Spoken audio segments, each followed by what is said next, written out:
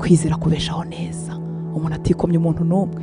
uri umukobwa uri umuhungu wibaza se umukobwa nzashaka azava hehe, umuhungu nzashaka azava hehe. Ukomeje gukiranuka abafiance ba feke baraza bakubwira ati kugira ngo dukomezanye no kuturyamana warabyanze, hamaze kugenda 3 hamaze kugenda 4 bakubwira mwe n'ibyo bintu bipfuye urabyanga, ugera igihe uri hafi gucogora uvuga utaharaho niko abandi babigenza. Oya, tegereza, Imana ni so, nta nubwo ari so gusa ni na so bukwe. Ntago izabura undi muhungu wayo cyangwa undi mukobwa wayo muzima izazana ikabahuza. Tegereza Imana. Mwebwe mwese abategereje kugira neza kw'Imana, mwebwe mwese muhagaze mu bihe bibishye bidasa nk'ibyo mukwiriye, erega mukwiriye ibyiza, mukiri mu isi yababaho, kandi Imana igihanagura amarira ku gihe cyayo. Imana iginyuranye ibihe. Komeza gusenga, komeza gukiranuka, komeza gutegereza Imana, utegereze neza y'Imana, kandi uyitegereze mu isi y'abazima. Ibyiza byose wigeze kubona hano mu isi burya nawe biragukwiriye, kandi Imana ni so. Imana ishimwe ko dutije amagara mazima kugira ngo dushobore kuganira ijambo ry'Imana. Imana ishimwe ko kurinze aho uri. Reka dufatanye gusenga, dusenga ubuntu bw'Imana bane natwe. Nongere nkubwire ngo ufite umufasha ugushoboza mu byo udashoboye. Reka twongere dusabe umwuka wera abane natwe, abane n'abarira muri kano kanya, ahumuriza ababuze ababo, atabare abarwaje kandi abakirize, kuko byose arabishoboye. Reka dufatanye gusenga. Data, mu izina rya Yesu nongeye kugushimira ineza yawe, ndagushimira urukundo rwawe rwinshi, ndagushimira imbabazi zawe zirenze uko nzizi, zirenze uko nazivuga, zirenze kure izo twibwira ko twamenye, zirenze kure izo tuzi ko ushobora kugirira abantu. Imbabazi zawe ziratangaje, urukundo rwawe ntirurondoreka.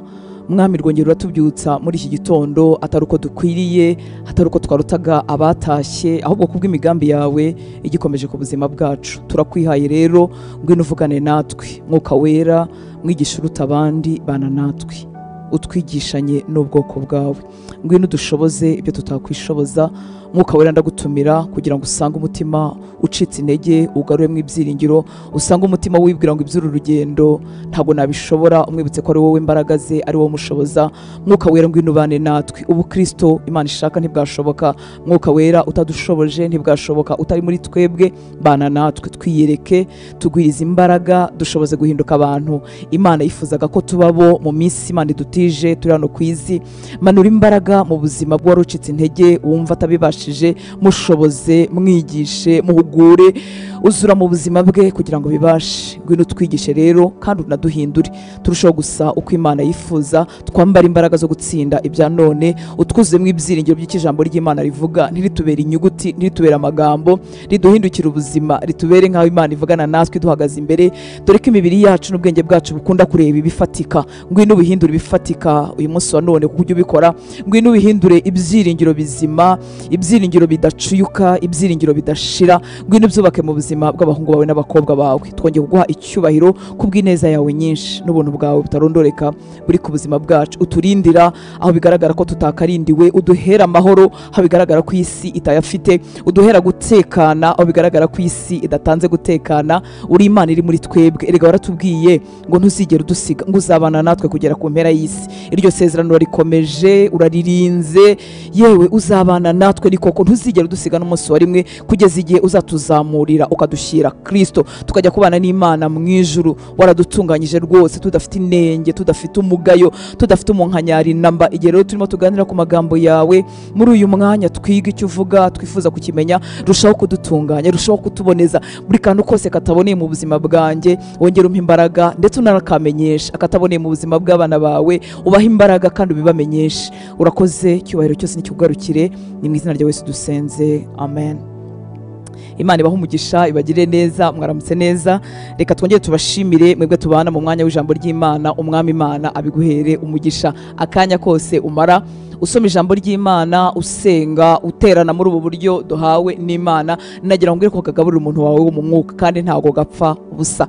Rero Imana ikugirire neza kuko ubiha agaciro. Reka dufatanye amagambo y'Imana yashyize ku mutima wanjye nifuza ko twaganiraho muri iki gitondo. Nayahaye umutwe uvuga ngo kwizera kubeshaho neza.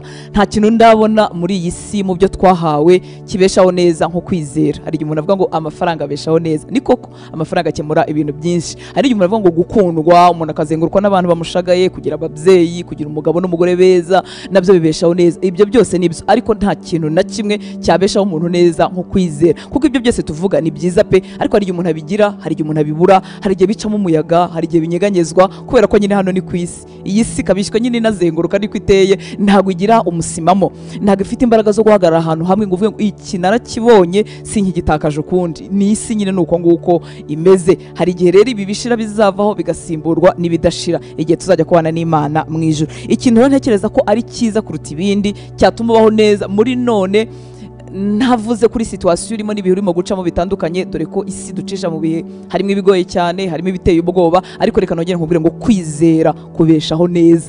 Abantu ni ukuri bafite amahoro, bafite igitwenge kidashira. Yes, ntibivuga ko utariraho gatoya, ariko kwizera kukugarura vuba. Ushobora no gushoberwa wibaza Mana ibise ni ibiki, ndabigenza gute, ariko kwizera kukongera kukakugarura. Ni ukuvuga ngo umuntu ushobora kubaho neza muri none ni umuntu ufite kwizera. Rero kwizera ni ikintu gifatika gituma abantu babaho neza. Kwizera si ibyo twitekerereje, si ibyo twihimbira, nta nubwo ari imagination yacu. Oya, kwizera bese gushingiye kuki? Gushingira ku Mana. Niyo mpamvu ushobora kubeshaho umuntu neza, kubera ko gushingiyeho we ntanyeganyerwa, ntahinduka, nta kimunanira, ashobora byose, abaho iteka, yahozeho, azahoraho. Rero uwo muntu dushingiraho kwizera kwacu, niyo mpamvu dushobora kwizera kukadutunga, tukabasha kubaho neza bitewe n'aho tugushingiye. Mana yacu tugirire neza. Turasoma amagambo ari mu rwandiko rw'Abaheburayo ku gice cya 10, turera ku murongo wa 35 tugeze ku murongo wa 39, ariko umurongo mu by'ukuri nifuza kuvugaho ni 38, ariko nifuje kuvuga n'iyi yose kugira ngo nayo turebe icyo itubwira. Imana yacu itugirire neza. Ndakoresha Bibiliya, ijambo ry'Imana. Abaheburayo, urwandiko rw'Abaheburayo, bamwe bavuga ko rwanditswe na Paulo, abandi bakavuga ko bitazwi neza, ariko icyo ntacyo bidutwaye. Icyangombwa no kumuka wera yashimye ko bijya mu byanditswe cyangwa se ngo byahumetswe n'Imana, kugira ngo we nanjye bitugirire umumaro muri iki gihe twagize umugisha wo kuvukiramo. Abaheburayo 10:35 haravuga ngo nuko rero kuvuga mushize amanga ntimukabitezukeho. Ndasoma muri Bibiliya ijambo ry'Imana. Nuko rero kuvuga mushize amanga ntimukabitezukeho, kuko ari byo bizabahesha ingororano ikomeye. Gutezuka urabizi ni ukugabanukirwa. Ni ahantu naringeze mu mbaraga nkongera nkadohoka, niba ariko navuga ni Ikinyarwanda gisa nkaho gikomeyemo, ariko birumvikana. Kuvuga mushize amanga, kuvuga dutinyutse, dufite ibyiringiro, tuvuga iby'Imana ivuga, twiyemeje kuvuga imvugo y'Imana nubwo yaba itandukanye na realite cyangwa itandukanye n'iby'amaso yacu areba. Ngo ibi bintu ntitukabitezukeho, kuko ari byo bizabahesha ingororano ikomeye. Bibiliya yera yaravuze ngo ntimuzate ubushizi bw'ubwoba kuko bufite ingororano. Nagira nkubwire ko guhora uvuga imvugo y'Imana bifite ingororano, yewe muri none biradukomeza, biradushyigikira, ndetse no mu bugingo buhoraho. Rero ibi bintu ngo ntukabitezukeho, kuvuga ushize amanga.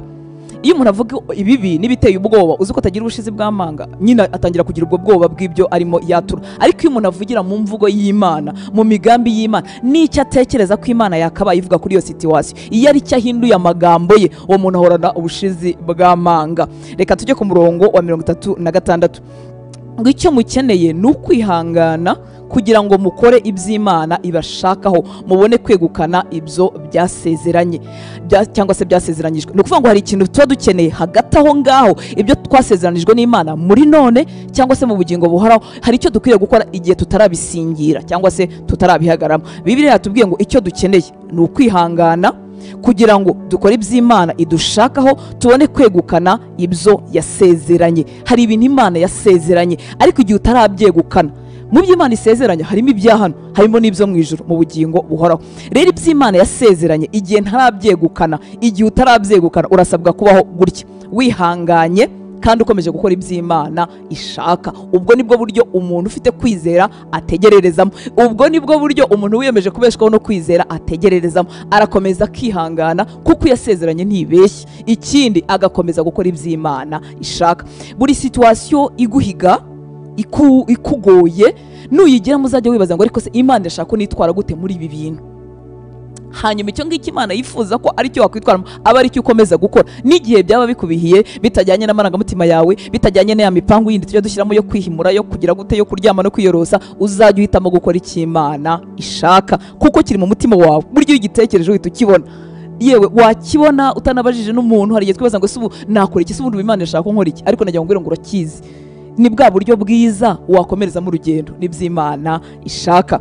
Hanyuma ku murongo wa 37 ngo ni nako ibyanditswe bivuga biti hasigaye akanya gato ndetse ni gato cyane, maze ugomba kuza azaza ntazatinda. Ni nako ibyanditswe bivuga biti hasigaye akanya gato ndetse ni gato cyane, maze ugomba kuza azaza ntazatinda. Uzi ko aka kanya gatoya bise na gato cyane karimo no kuza k'umwami wacu Yesu Kristo. Igihe Kristo azaza, Bibiliya n'umwuka w'Imana n'inteko yo mu ijuru bibyita akanya gato.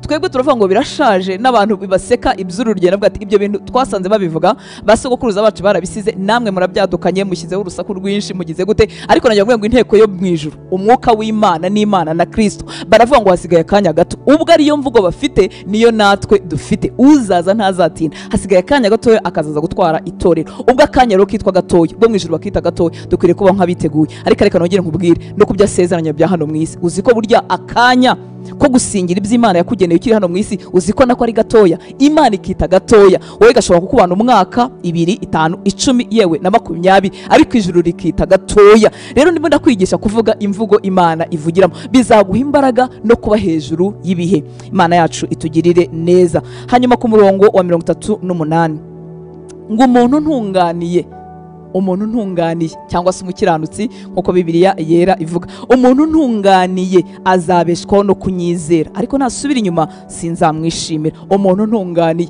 uzi ko Imana ifite abantu bayitunganiye, batunganyijwe n'amaraso ya Kristo, bakomeje urugendo rwo kwifuza kurushaho gusa n'Imana, bafite inzara n'inyota byo gukiranuka nkuko twabivuzeho ubushize. Umuntu ntunganiye azabeshwaho no kunyizera. Umuntu utunganiye Imana, ari uwo mu Rwanda, ari uwo muri Amerika, ari uwo kuri Pole Nord cyangwa iyo hepfo, ari uwo mu cyaro cya hehe, umuntu utunganiye Imana batunzwe n'ikintu gisa kimeze kimwe cyitwa kwizera Imana. Umuntu ntunganiye azabeshwaho no kunyizera, ariko nasubira inyuma sinzamwishimira. Bibiliya yari ikavuga ngo umukiranutsi wanjye azabeshwaho no kwizera, nyamara nasubira inyuma umutima wanjye ntuzamwishimira. Kwizera ntago ari akantu gaciriritse, nongera nkubwira ngo kwizera nta nubwo ari n'ubuswa.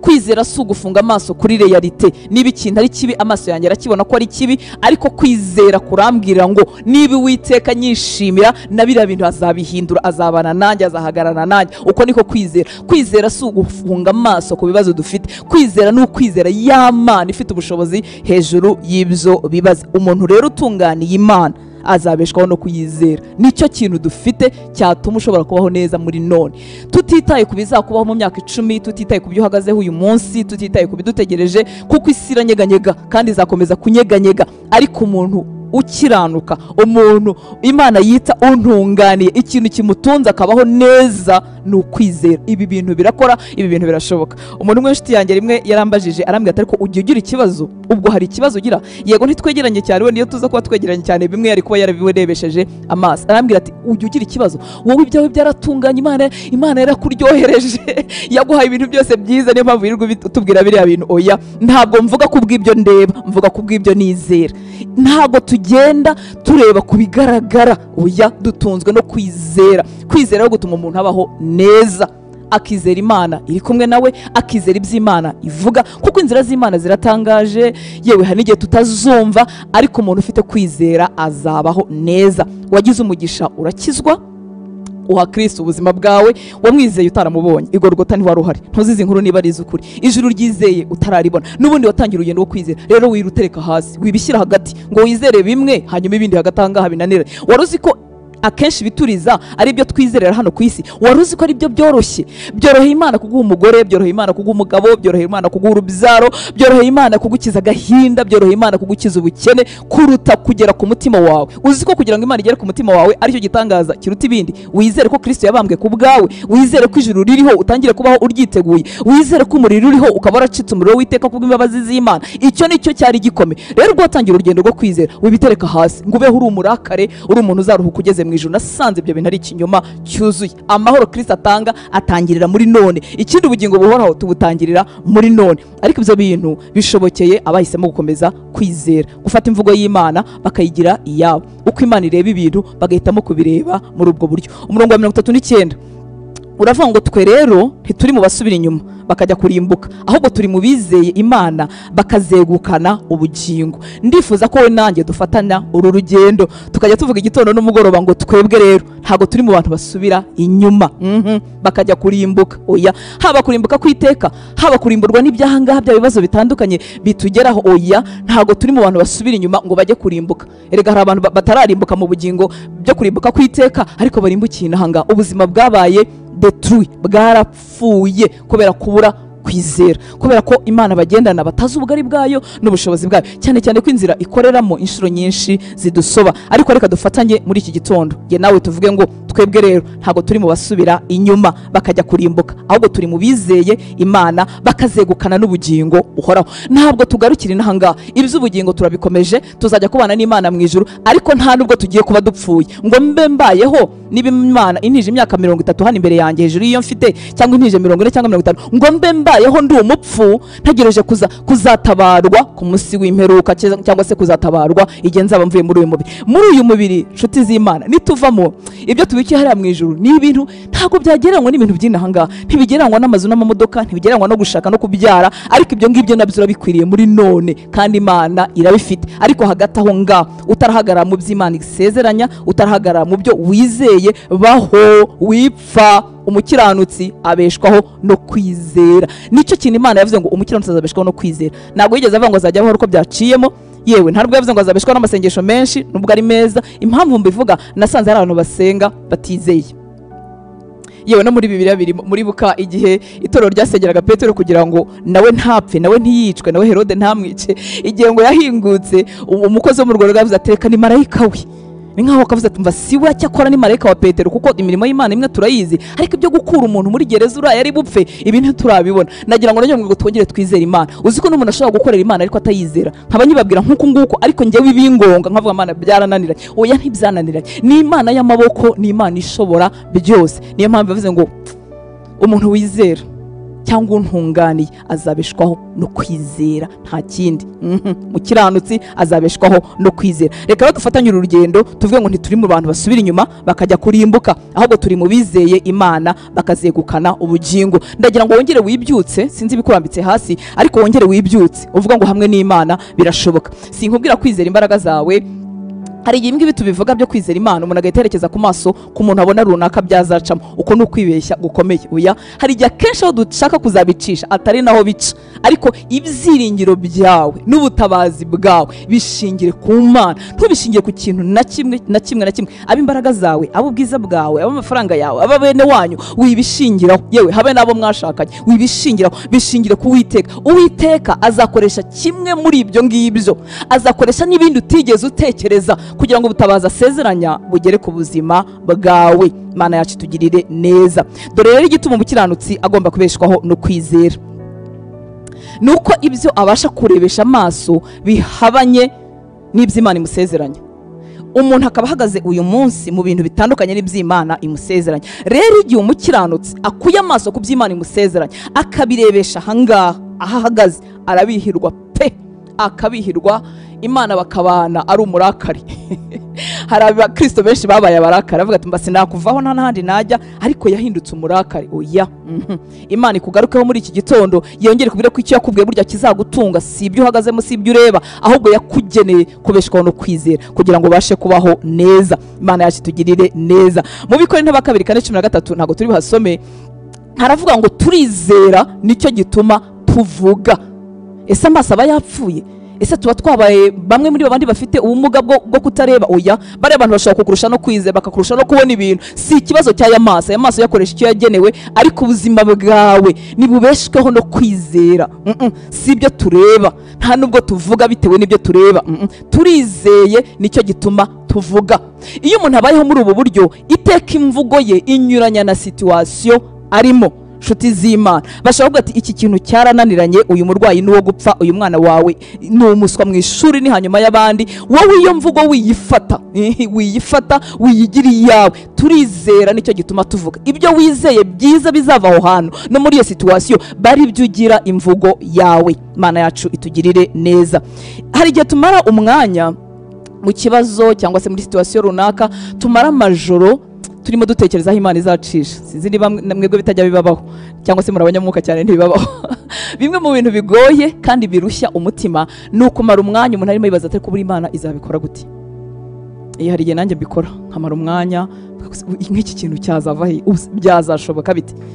Kubw'amahirwe ngaruka vuba nshuti y'Imana. Uzi kuvunika umutima wibaza ngo ese Imana izacisha, ese uyu muntu yakira, ese yakizwa, ese ibi bintu byashoboka, ese umubiri wanjye wakira wageze aha ngaha, ese iyi situation nazayivamo. None kamara amasaha wibaza byagenda gutya, haraho kanaka ngize gutya, haraho mbonye ubu buryo.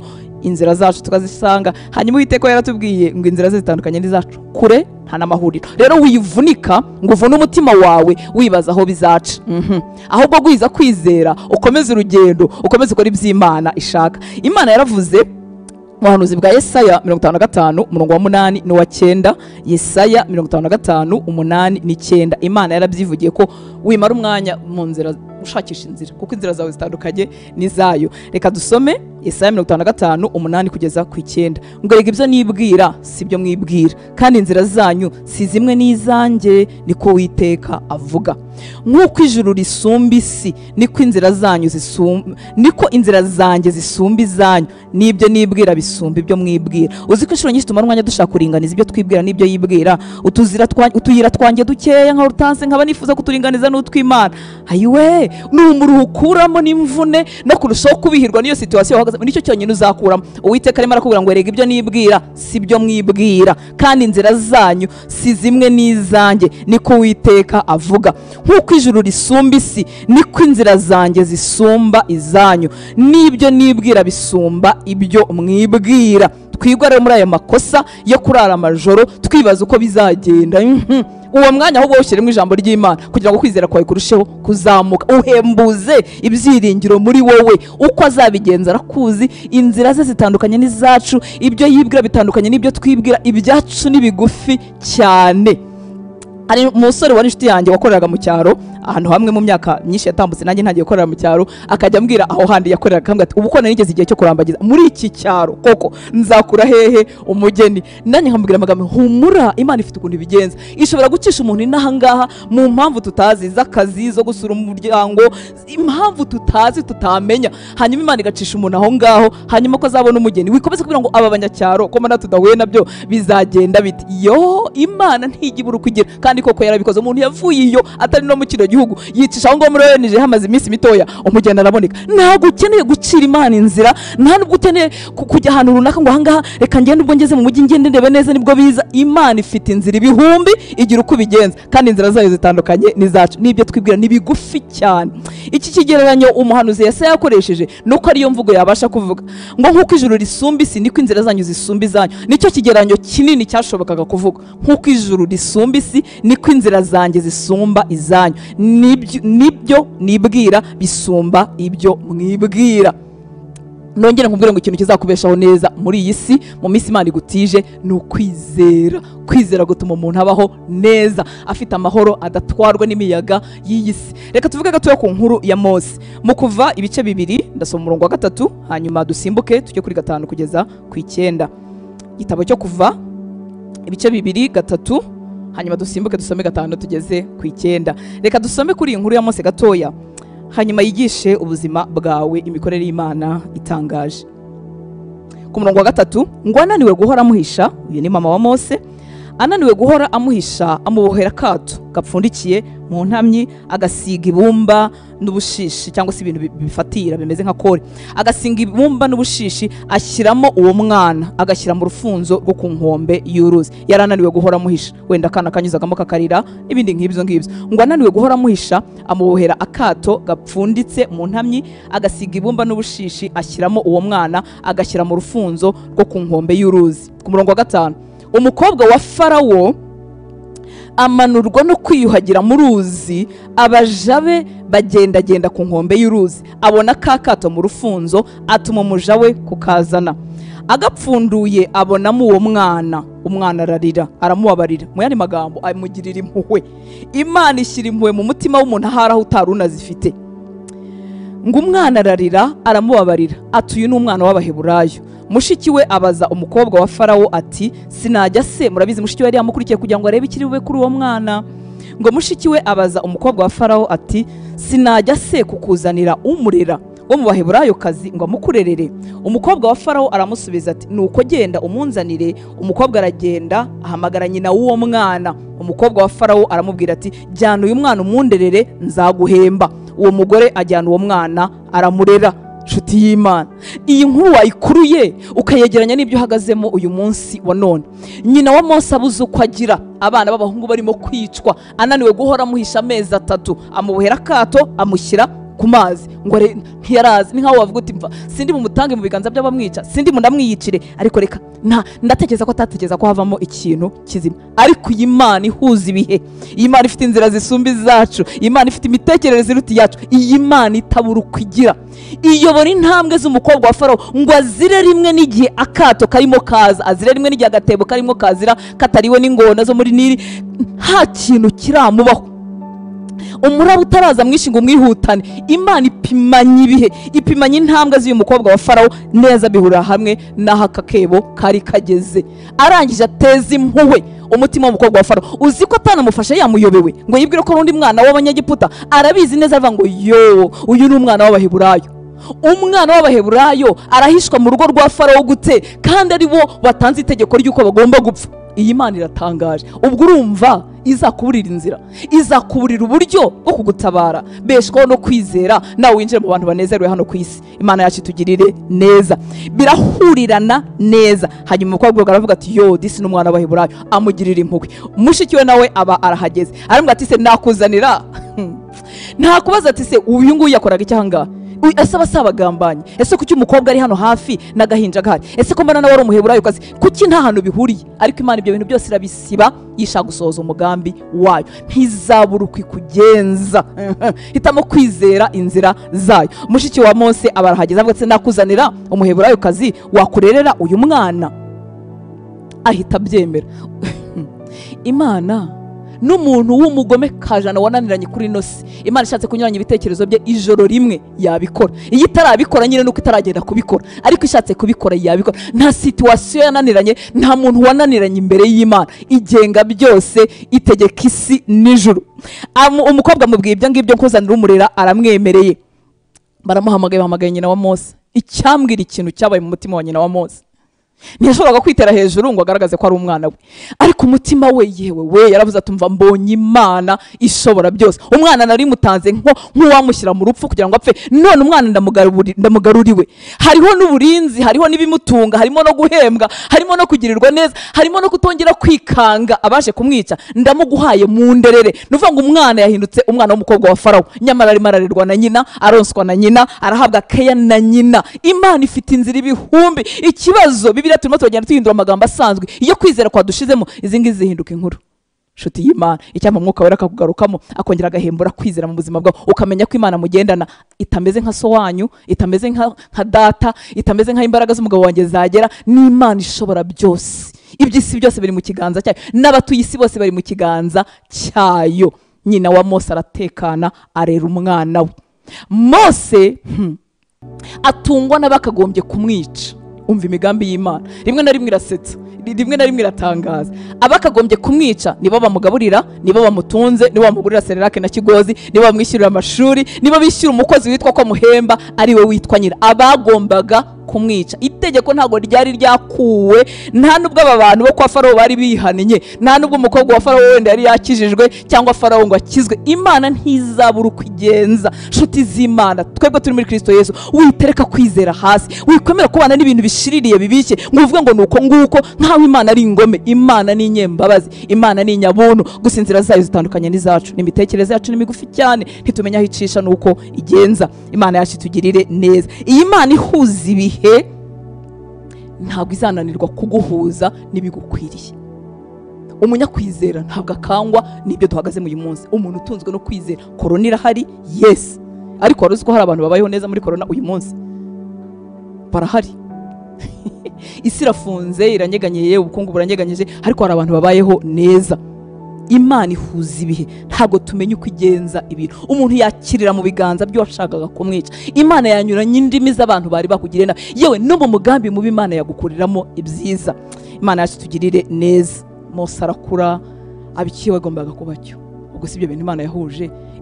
Wageze ngo iyobewe aho utuye, iyobewe si bikuriza, iyobewe si bikugoye. Oya, hitamo kubeshwaho no kwizera. Kwizera gutuma abantu babaho neza, bakora icyo basabwa gukora, bakomeza urugendo rwo gukiranuka, ntago baruretse, biteguye kuzabana n'Imana mu ijuru, ariko na hano mu isi babayeho.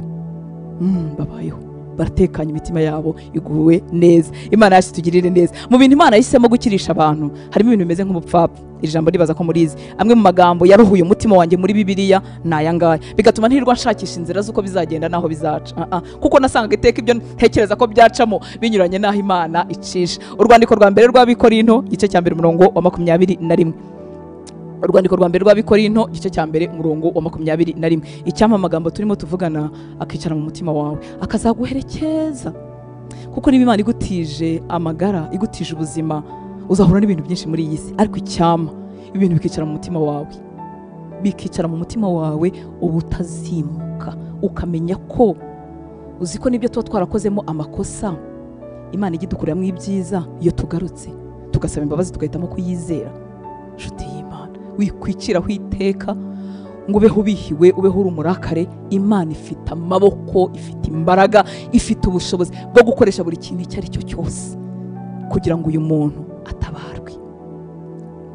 Nshuti y'Imana, umukiranutsi abeshwaho no kwizera, nta kindi kintu kimubesha. Iyo umukiranutsi aretse kwizera, abagiye kubaho abadakiranuka, abagiye kubaho abihiwe, yishwe n'ibyisha abatizera, n'ibyisha abadafite Kristo. Uru rwandiko rwa mbere rw'Abikorinto igice cya mbere umurongo wa 21 haravuga ngo kuko ubwo ubwenge bw'Imana bwategetse ko ab'isi badaheshwa kumenya Imana n'ubwenge bw'isi. Imana yishimiye gukirisha abayizera ubupfu bw'ibibwirizwa.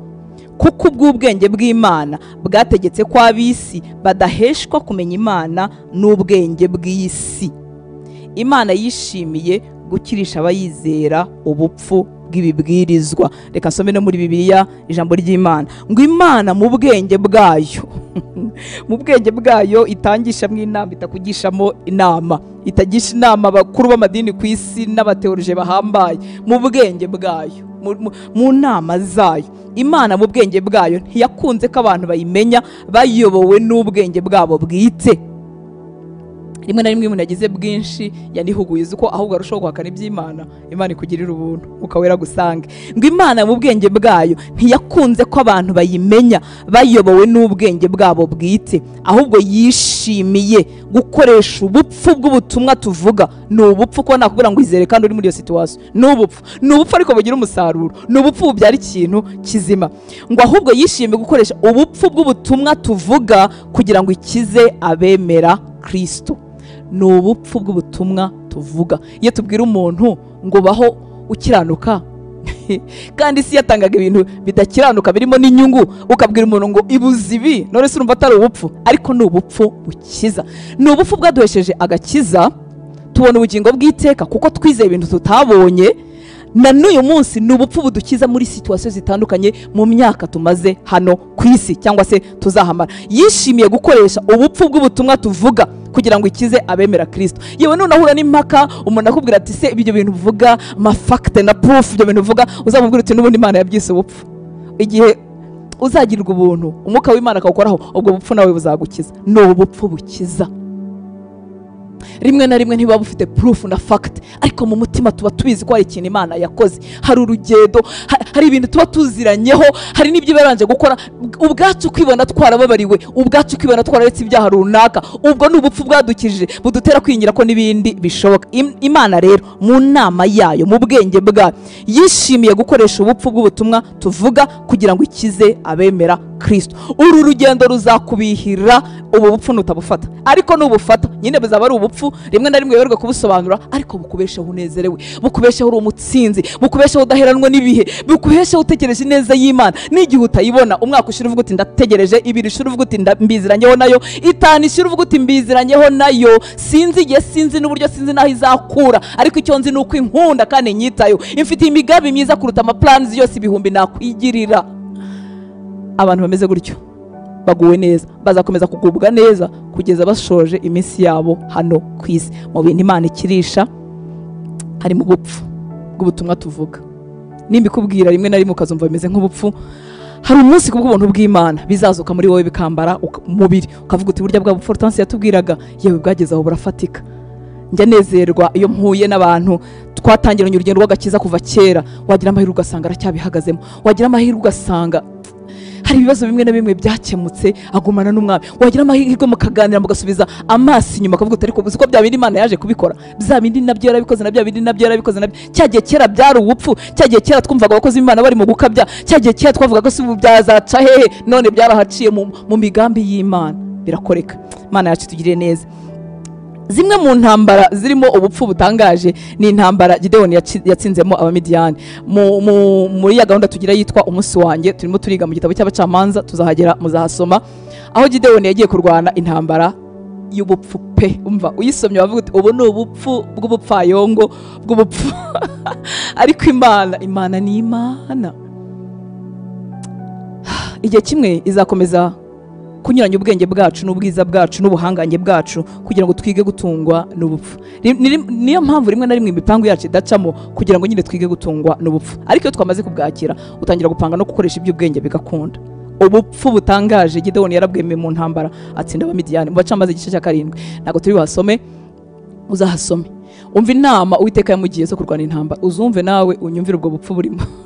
Bagomba gufata mu kuboko kumwe imuri n'ibintu byaka, bagafata amakondera, abandi barafite ikibindi nawe ikibindi deja nubwo wagitera umuntu ashobora no kugikwepa, nako nticyakwica izo ngabo zose z'Abamidiyani zari zuzuye ikibaye nuko zanganaga, ariko icyo bagomba kubikoresha nta nubwo ari ukugitera. Wenda Imana ibabwira ati munaga umuriro mu batwike cyangwa ibibindi mugende mubitera aho bari, ariko suko byari bimeze.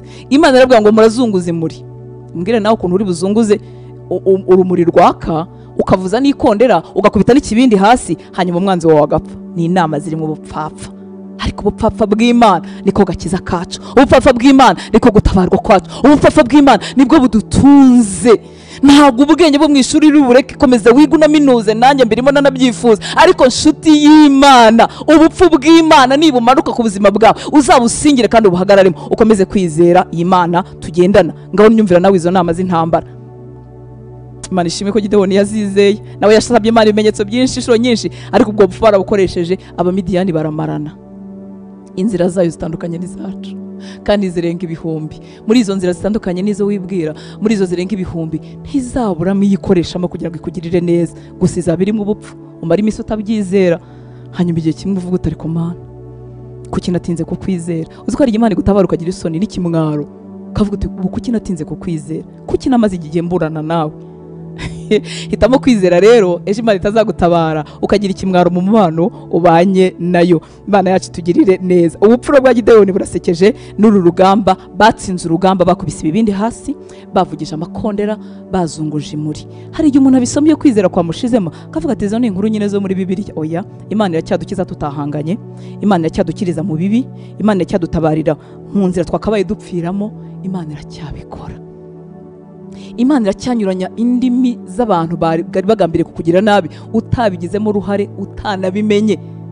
Niyo wabimenye utagira icyo ubikora, abantu barakicara bavuga ati ejo tuzamupangira iki n'iki, mu gitondo bakabyuka bavuguruza, baracyapanga noneho bigashyirwa no mu bikorwa, ariko ibyo byashyizwe mu bikorwa bikazavamo ibintu byiza. Ntabwo wabara abantu uyu munsi bafite amabizinesi yabo kuko birukanywe mu kazi kandi bakirukanwamo barengana. Iryo joro birukanywe mu kazi n'ayo mezi bararize, baravuga ati Mana uratwanga, n'utwitayeho, ntuzi ko tugira n'abana, ariko uyu munsi ibyo bahagazemo binejeje kurutaho.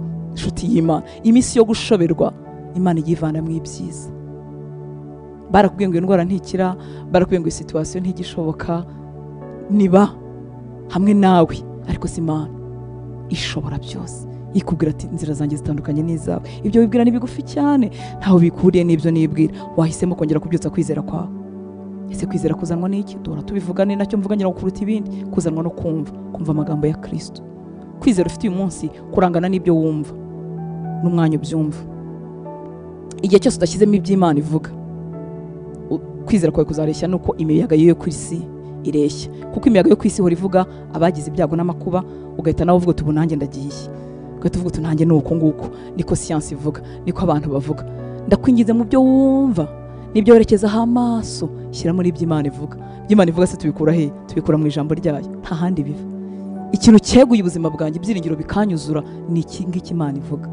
Ntago ari uko ibindi biba byamaze gukoreka hoya, ariko icyo Imana ivuga gitunga umuntu kikamubeshaho agakomeza urugendo. Imana yacu tugire neza. Reka tuvuge gatoya ku nkuru ya Yosefu. Watekereza gute ko inzira z'Imana zacishwa mu bibi ugirirwa n'abantu? Ibyo bintu wabihuza ute? Ko inzira z'Imana zisohoza ibyo uvuga n'imigambi yayo, yahitamo kuzicisha mu bibi ugirirwa n'abantu. Inkuru ya Yosefu abantu benshi turayizi.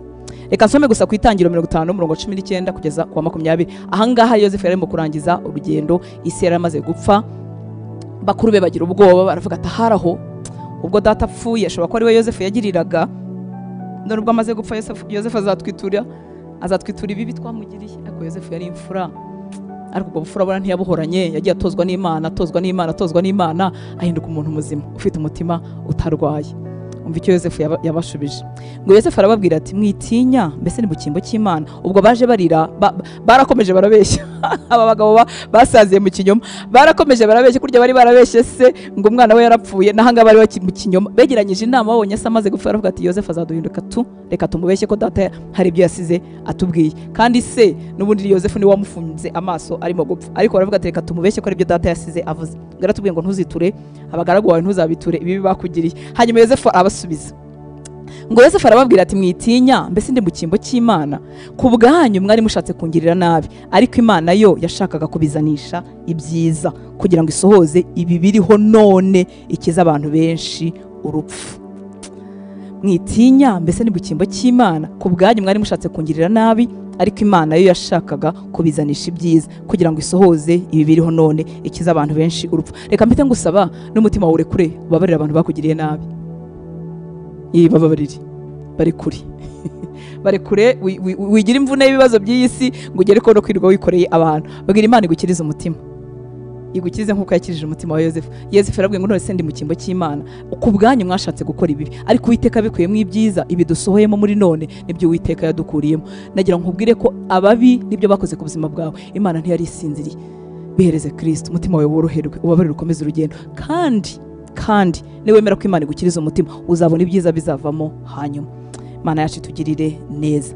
Watekereza gute ukurikije inkuru ya Yosefu ko Imana ifite imbaraga zo gukura ibyiza mu bibi by'abantu? Icyo tumenyereye akenshi nuko Imana iburizamo ibibi ntibibi. Oya, ndimo ndavuga ibibi byasohoye, umuntu akakwanga akanagupangira kandi ibyo yapanze bigashyirwa mu bikorwa. Ariko watekereza gute ko muri ibyo bikorwa bibi byashyizwe no mu ngiro Uwiteka yagukurira mu ibyiza? Imana iratangaje, inzira zayo zitandukanye n'izacu. Nicyo Yosefu yari yarasobanukiwe. Mwagambiriye kungirira nabi, ariko Imana yabikuyemo ibibi, yabikuyemo ibyiza. Ibibi bigirirwa ubuzima bwawe nubwo byaba byamaze gusohorwa. Nuhitamo kubeshwaho no kwizera, tegereza, uzabona ibyiza bizava aho ngaho. Imana yacu tugirire neza. Wongera wizere kubona ineza y'Imana mu isi y'ababaho, mu isi y'abazima, nk'uko Dawidi yabivuze muri Zaburi ye ya 27. Dawidi yaravuze Zaburi 27, turasoma gusa ku murongo wa 13, ariko ngusabuze gusoma iyi Zaburi yose, iraryoshye. Aravuga ati nta kintu nzatinya, Uwiteka niwe mutabazi wanjye, umuntu yabasha kuntwara iki? Bavuga yuko iyi Zaburi ashobora kuba yarandikiye rimwe na Zaburi ya 3 igihe yahungaga umwana we. Murumva uburyo bibishye? Uzi gukorerwa kudeta n'umwana wawe, uzi guhunga ibyo bintu, uzi uburyo bibishye. Ariko Dawidi yari yaramenye Imana, Uwiteka n'umutabazi wanjye, umuntu yabasha kungira gute? Zaburi 27 iraryoshye, ariko reka tuvuge iyi mirongo gusa. Ku murongo wa 13 na 14 aravuga ngo mba nararabye iyo ntizera ko nzareba kugira neza ku Uwiteka mu isi y'ababaho.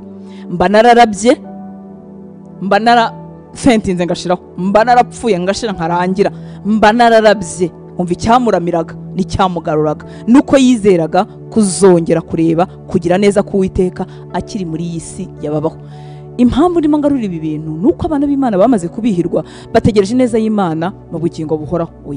ongera ugarure ibyiringiro. Mu bugingo buhoraho ibihari biraryoshye, yewe ntukanabitakaze n'isegonda imwe, ntugakora ikintu cyatuma unabitakaza, ntugatinde no gutunga umwuka wawe ejo utazabura imbaraga zo gukomeza urugendo. Oya, bira turabibikiwe, ni ibyacu, ariko nabyo turinda uko tugenda kugira ngo tuzabibemo. Ariko reka nongere nkubwire, ongera wiringire Imana mu isi y'ababaho muri none. Niko Dawidi yavuze, mba nararabye, mba narashizeho mu yandi magambo, iyo ntizera ko nzareba kugira neza k'Uwiteka mu isi y'ababaho. Ese Imana ntiyamugaruye? Yamugaruye ku ngoma. Imana izagutabara. Mutima ushobora kuvuga uterega ibyo mpagazemo ntubizi, ni ibintu byarangiye, ni ibintu byarangiye. Nubwo byaba ari ibintu byarangira, nagira ngo ko nyuma yaho ngo hari undi munezero. Reba iruhande rwawe, baza Uwiteka next step, indi ntambwe ikurikiraho. Baza Uwiteka kugira ngo nkomeze kubaho kandi mbonere ineza yawe mu isi y'abazima, nkora iki gikurikiraho kuri ibi wita ko byarangiye, kuko birashoboka. Ariko hindura, wikwicwa nabyo, ibyarangiye nyine byararangiye, wikwemera gupfa. Umutima wawe nuvuga nko Dawidi yavuze, ntegereje neza y'Imana mu isi y'abazima. Mu isi y'abazima hari ibintu tubikiwe bitazakenerwa nitugera mu ijuru. Kubyara ni ibyinaha, kurya neza no kuba amazu meza ni ibyinaha ngaha, gushaka no gushakwa ni ibyinaha ngaha, kandi Uwiteka bikugeneye inaha ngaha. N'abatubaha Imana barabitunze, ibyo byaguha umunezero. Gushira agahinda k'ibi ngibi by'aha ngaha ni ibyinaha, ntabwo ari ibyo mu ijuru. Ibyo mu ijuru ni ibindi. Ongera wizere ineza y'Imana mu isi y'abazima. Nasanze kugira ngo umuntu abashe kugundira iby'ubugingo no gukomeza urugendo, iyo abihiwe hangaha n'iby'urugendo wo kuzaruhukira mu ijuru biramugora. Kuko icyambere umutima winjiramo inzangano, winjiramo kubihirwa, winjiramo amashyari, winjirwamo n'ibintu byinshi bituma n'iby'ubugingo buhora ashobora kubitakaza. Ariko iyi Imana ikwitayeho, ishobora kuguhereza ineza yayo ukiri mu isi y'abazima. Kwizera gutuma umuntu abaho neza muri none. Arakomeza Dawidi aravuga ku murongo 20 ngo tegereza Uwiteka, komera umutima wawe uhumure, ujye utegereza Uwiteka. Umva inama nakugira, ndimo ngana ku musozo. Tegereza Uwiteka kandi ukomere umutima wawe uhumure, ujye utegereza Uwiteka.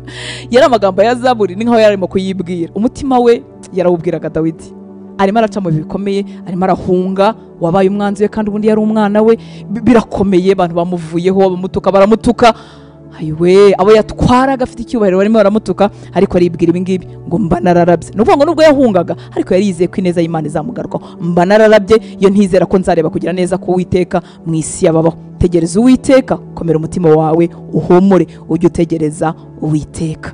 Reka ndangirize kuri iki ngiki. Hari abantu bakoze amakosa muri ubu buzima, amakosa, ibyaha, ibintu bibi byazanye ingaruka nyinshi ku buzima bwabo. Uyu munsi bo mu mutima wabo biyimye andi mahirwe, biyimye amahirwe akurikiraho, biyimye amahirwe ya kabiri, bamaze kwiciraho urubanza. Baravuga ngo byararangiye, nkurikije ukuntu nishe ibintu.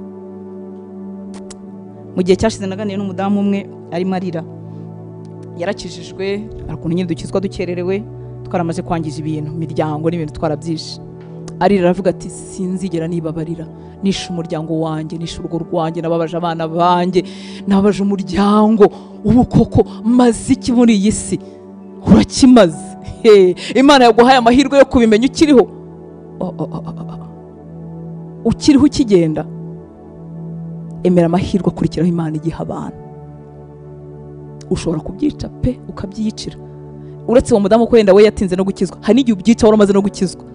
Imana itandukanye natwe. Njye ushobora kureba nka kuvuga nti we ngo yarananiranye, ariko Imana siyo. Imana ni inyembabazi. Ibisimbi kubwira kugira ngo ushayire mu byaha ugweyo, ndimo ndakubwira ngo niba waraguyeyo ongera wibyutse. Imana ni inyembabazi. Wivuga ngo ibi ngibi ni ingaruka z'ibyo nakoze. Umuntu yameze gutya, buri kintu cyose cy'ikibazo kimubayeho ahita avuga ngo ni ingaruka z'ibyo nakoze, nibyo nakoze, nibyo nakoze. Imana ni Imana y'imbabazi, ni Imana y'amahirwe ya kenshi, ya kenshi. Ongera nawe wakira ayo mahirwe yandi Imana itanga. Kwizera kwakubeshaho, waturuna paje y'ubuzima, ukongera ugakomezanya n'Imana y'imbabazi, n'Imana y'urukundo rwinshi. Reka nguhe urugero rw'iyi nkuru ya Abrahamu, inshuti y'Imana, inshuti ariko ifite amakosa, inshuti ifite amafuti. Nongere nkubwire ngo ibisimbi ivugira, simbibwira wowe uhagaze neza uhita uvuga ngo ntacyo bitwaye. Uretse ko umuntu uhagaze neza ashobora kuvuga ngo ntacyo bitwaye, none reka dushayisha. Umuntu ubona kuhu kose agahita avuga ati ntacyo bitwaye reka mbijyemo, n'ubundi burya abahagaze kuri tangente, abahagaze mu manegeka burya n'ubundi ntabariho. Ibi ndimo ndabibwira umuntu wananiwe kwibabarira, wananiwe kwakira andi mahirwe Imana itanga, wumva azabaho mu mibabaro yo kwishyura ibibi yakoze kuko n'Imana itamwumva, n'Imana itamwakira, n'Imana itamubabarira. Oya, mva amakosa Abrahamu yakoze, inshuti y'Imana. Mwitangira ibice 20 murongo wa 2 tugeze ku wa 4 ngo Abrahamu avuga Sara umugore we ati ni mushiki wanjye. Icyo ni ikinyoma, si ikinyoma ni ikinyoma, nibwo cyaba kivuzwa n'inshuti y'Imana cyitwa ikinyoma. Ngo ni mushiki wanjye. Abimeleki umwami w'Igerari atumira Sara aramujyana, maze Imana ibonekera Abimeleki mu nzozi nijoro iramubwira iti umeze nk'intumbi kubwo wa mugore wenze kuko afite umugabo. Sara yavuze ko uyu ari musaza we, Abrahamu yavuze ko yari mushiki we. Umuntu w'Imana, Imana iramusanga muri make yamufashe mu buryo bwitwaga ko bwemewe. Ku murongo wa 4 ngo ariko Abimeleki yari ataramwegera, avuga ngo bari batararyamana, yari ataramwegera, arayibaza ati abaza Imana ati mwami wakwica ishyanga nubwo rikiranuka? Imana imusubiza mu nzozi iti koko nzi yuko ukoze ibyo ufite umutima ukiranutse, kandi nanjye nakubujije kuncumuraho, nicyo cyatumye ntagukundira kumukoraho. Noneho subiza uwo mugabo umugore we kuko ari umuhanuzi, azagusabira ukarama, ariko nutamusubiza umenye yuko utazabura gupfana n'abawe bose. Iki cyaha cya Abrahamu ntago cyoroshye, ntabwo ari ikosa ryoroshye. Niwe nyirabayazana, si umugabo nawe bavuga nyirabayazana, niwe wabyiteje, niwe byaturutseho. Yari kwemera, umva uko twavuga twebwe abari muri Kristo Yesu, kandi koko nibyo yari kuvuga ati ndemera mfe ariko mvugishe ukuri. Ibi ndimo ndabibwira abantu banze kwakira amahirwe akurikiraho Imana itanga. Simbabwira abahagaze neza, abahagaze neza nimukomeze mukiranuke, mukomeze mutegereze Imana, mukomeze mwihanganye nshuti y'Imana. Ariko niba byarakubaye ukaburi hasi uyu munsi, iyi Mana yasanze Abrahamu ikamugirira neza, nawe yakugirira neza. Ndimo ndibaza iryo joro ko Abrahamu yaraye, abashakanye n'abakundana murabizi, tekereza gutwara umugore wawe ukabizi neza ko aryamye mu gituza cy'undi mugabo, ese ubwo wasinzira? Kandi noneho ubizi neza ko ari wowe wananiwe kwihangana, ari wowe wanze kwemera gupfa ngo uvugishe ukuri, wasinzira? Tekereza ko Abrahamu atasinziriye, ariko ya Mana y'imbabazi n'amahirwe ya kenshi isanga uwo mugabo mu nzozi, iramubwira ati ubu rero ukureba uko nguko uri intumbi, uyu mugore n'umukoraho urapfuye, subiza uyu mugore uriya mugabo kuko ari umuhanuzi. Namubwiye ko ari umuhanuzi azagusabira. Abrahamu mu ntege nkeya, Abrahamu mu kunanirwa, umugore we aratwawe. Abrahamu inshuti y'Imana, umugore we aratwawe. Ariko ya Mana y'imbabazi, ndakwinginze fata andi mahirwe. Wivuga ngo byararangiye, fata andi mahirwe Imana itanga. Nongere nkubwire ngo simbivugira kugira ngo uhore hasi. Oya, burya cyane cyiza cyonyine ko dukinguye umuryango kizana n'ibindi bihumbi. Abigeze kuba hasi bakongera kubyuka barabizi icyo byabasabye. Kurinda ubusabane bwawe n'Imana ni iki giciro, kuko kubutakaza kugira ngo bugarure biravuna. Ariko niba waragize ibyago ukaburi hasi uyu munsi, akira amahirwe akurikiraho Imana itanga. Imana yagiriye neza Abrahamu atabikwiriye muri kano kanya, niyo Mana yawe, ni Imana yakugirira neza. Kwizera kubeshaho neza muri none. Mwami Yesu aguhe umugisha. Reka ngusigire iri jambo, Petero wa mbere, urwandiko rwa mbere rwa Petero ibice 3:15. Mwebwe mwese abategereje kugira neza kw'Imana, mwebwe mwese muhagaze mu bihe bibishye bidasa nk'ibyo mukwiriye, erega mukwiriye ibyiza, mukiri mu isi y'ababaho, kandi Imana igihanagura amarira ku gihe cyayo. Imana iginyuranye ibihe. Komeza gusenga, komeza gukiranuka, komeza gutegereza Imana, utegereze neza y'Imana, kandi uyitegereze mu isi y'abazima. Ibyiza byose wigeze kubona hano mu isi burya nawe biragukwiriye, kandi Imana ni so, Imana ni so, ntizabura kukugirira neza. Abamaze kwishyira akadomo kavuga ati burangiye kubyara wapi, gushaka wapi? Oya, niyitanga urubyaro irabizi, yarabivuze ngo imbuto zinda n'ingorane atanga n'ibintu biryoshye atanga.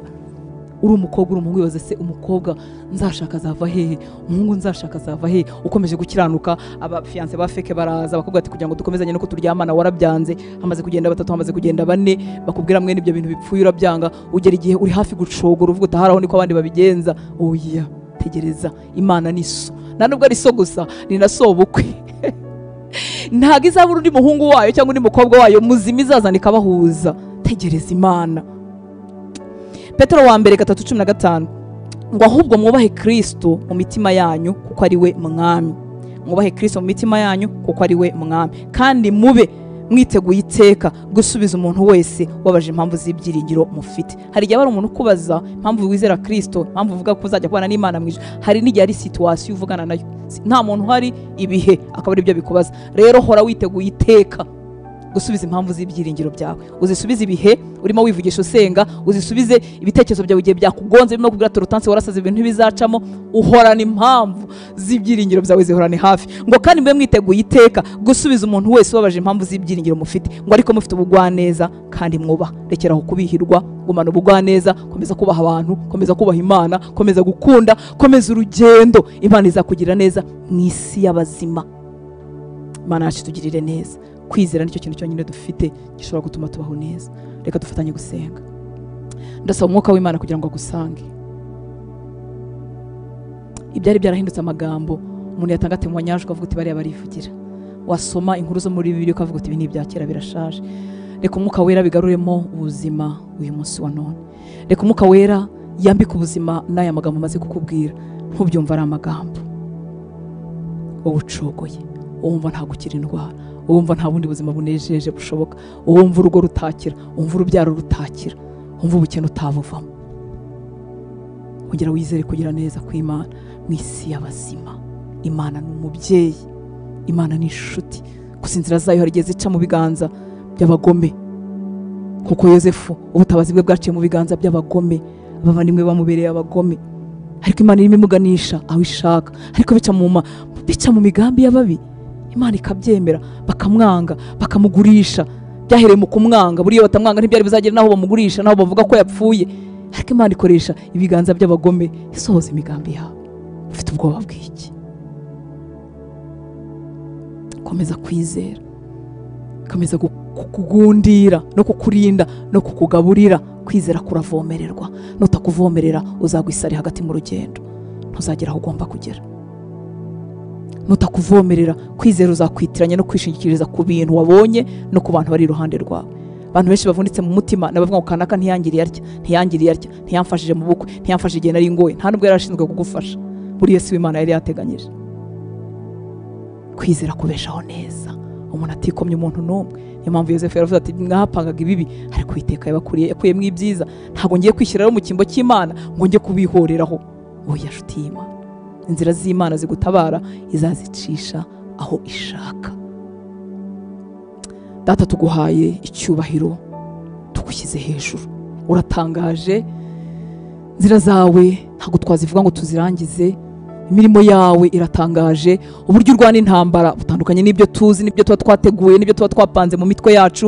Uburyo utabariramo butandukanye n'ubwo dutegereze. Aho ukurira abantu kugira ngo bagirire neza bitandukanye naho twerekeje amaso, tugarukiriza bugufi, ibitekerezo byacu bikagarukira bugufi. Ariko uri Imana ihambaye, ndakwinginze kugira ngo usange ubwoko bwawe, usange umuhungu wawe n'umukobwa wawe hari ashobewe, atibaza ko azabasha iby'uru rugendo, atibaza ko azabona ineza mu isi y'abazima, atibaza ko nagakiza azagashobora, atibaza ko yagira imbaraga zo gukiranuka n'ibindi byinshi birimo bihiga ubwoko bwawe. Ndakwinginze Uwiteka Mana Nyiringabo, ongera ubabwire ko bishoboye, ongera ubabwire ko bishaka, bihindura ubuzima, bireka kuba amagambo. Mwuka wera nshuti nziza, usanga aba bahungu, usanga aba bakobwa, ongera ubegure, ongera ukomeze intambwe zabo, baryoherwe mu minsi bahagazemo.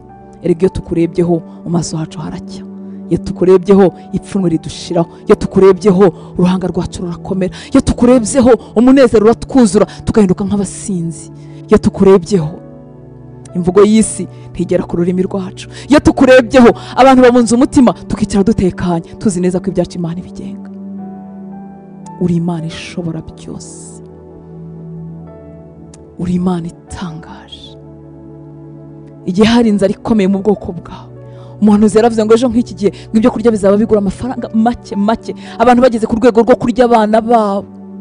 Umuntu wakoreshaga ubwenge n'ubuhanga aravuga ati ibyo bintu ntibyashoboka, nubwo Imana yakingura amadirishya y'ijuru n'imiryango y'ijuru ibyo bintu ntibyabaho. Ariko bwarakeye biraba. Hari situation nyinshi abana bawe bahagazemo bavuga ngo nubwo Imana ubwayo yamanuka ntibyashoboka.